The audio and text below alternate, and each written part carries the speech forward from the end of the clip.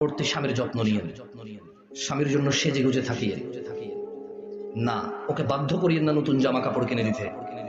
আপনার যতটুকু জামা কাপড় আছে ওখান থেকে সবচেয়ে ভালো জামাটা রান্না বান্না শেষে জোহরের নামাজ পড়ে সবচেয়ে ভালো জামাটা পরিয়েন। আপনার বাসায় যে অমুক তেল লাগবে তমুক তেল লাগবে চুলে দেওয়ার জন্য ওকে বাধ্য করিয়েন না।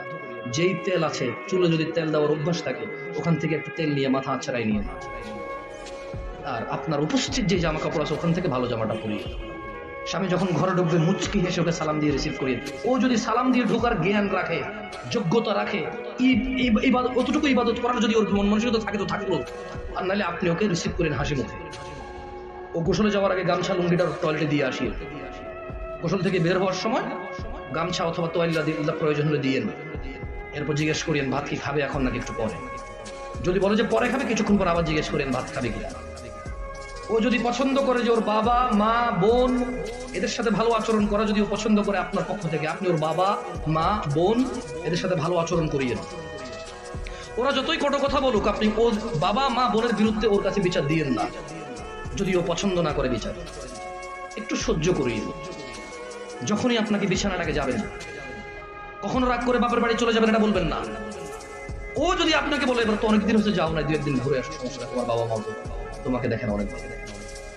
আর বাপের বাড়িতে চলে গেলে 1-2 দিনের মাথায় বলিয়েন চলে আসবো নাকি। ও যদি বলে চলে আসো তাহলে ও যাবে, অথবা আপনার বাবা এসে দিয়ে যাবে, আপনার ভাই এসে দিয়ে যাবে, অভিভাবকের মধ্যে কেউ এসে দিয়ে যাবে। এটা আপনি খেয়াল রাখবেন।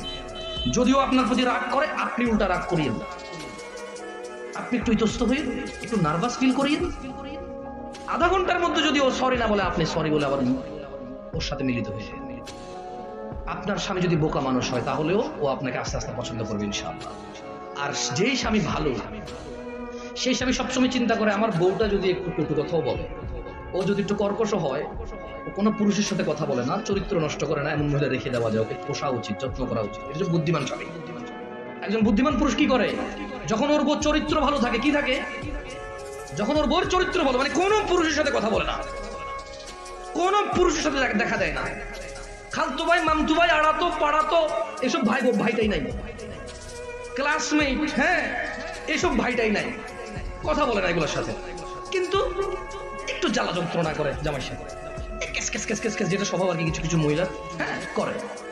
সারাদিন এই নাই সেই নাই, কমপ্লেন আর কমপ্লেন, কিন্তু ঘরের ভিতরে কোথায় কোথায় একজন বুদ্ধিমান পুরুষ ওই মহিলাকে রেখে দেয়।